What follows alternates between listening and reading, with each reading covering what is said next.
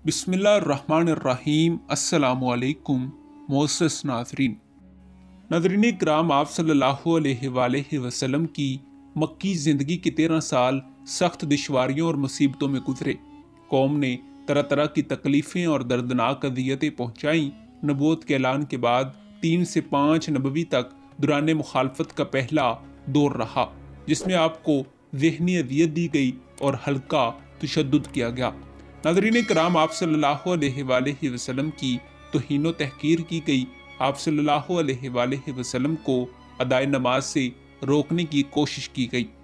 यहाँ तक कि आप सल्लल्लाहु अलैहि वसल्लम की गर्दन में आप सल्लल्लाहु अलैहि वसल्लम के उमामा का फंदा बनाकर डाला गया और आप सल्लल्लाहु अलैहि वसल्लम को काबा से बाहर निकाल दिया गया। नाज़रीन किराम, मुनकरीन और मुशरिकीन आप सल्लल्लाहु अलैहि वसल्लम पर तरह तरह के एतराज़ात उठाते, आप सल्लल्लाहु अलैहि वसल्लम के बशर होने पर और आइली ज़िंदगी पर तरह तरह के सवालात करते और मोजज़ात लाने का इसरार करते।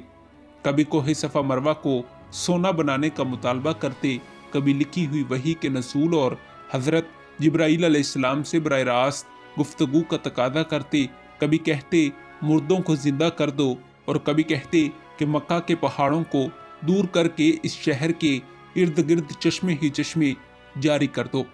नाज़रीन किराम, इन इतराज़ातों मुतालबात के बारे में कुरानी इस्तदलाल पेश करने पर ये मुनकरीन आप सल्लल्लाहु अलैहि वसल्लम को जादूगर, शायर, दीवाना, काहन और मजनून नाउज़ुबिल्लाह कहकर पुकारते। कुरान पाक में इन इतराज़ातों मुतालबात पर बड़ी तफसील से बहस फरमाई गई है।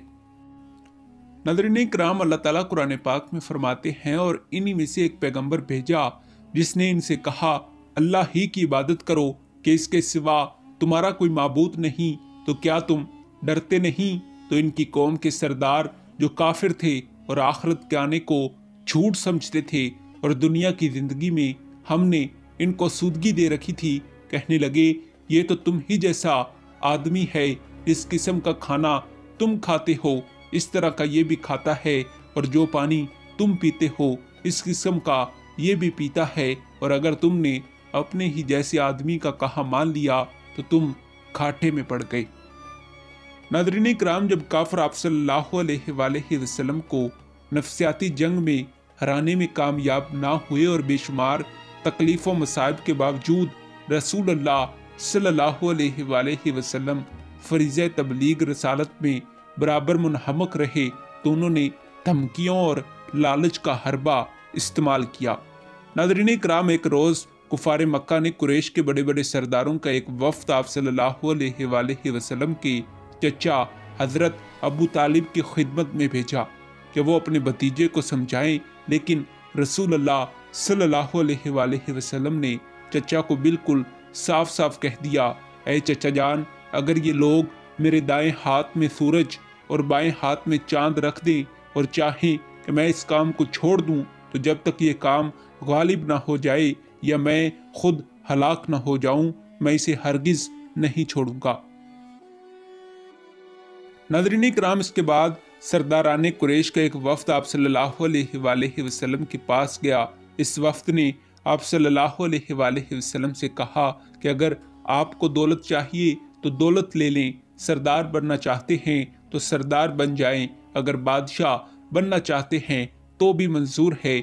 आप सल्लल्लाहु अलैहि वसल्लम ने फरमाया, मुझे किसी चीज़ की ज़रूरत नहीं, मुझे तो अल्लाह ने तुम्हारी हदायत के लिए रसूल बनाकर भेजा है। और जब दूसरा हरबा भी कारगर साबित ना हुआ तो अहले कुरैश शदीद जालमाना तशद्दुद पर उतर आए, और ये तशद्दुद 5 से 7 नबवी तक जारी रहा, जिसमें कुरैश ने मुसलमानों पर अरसा हयात तंग कर दिया।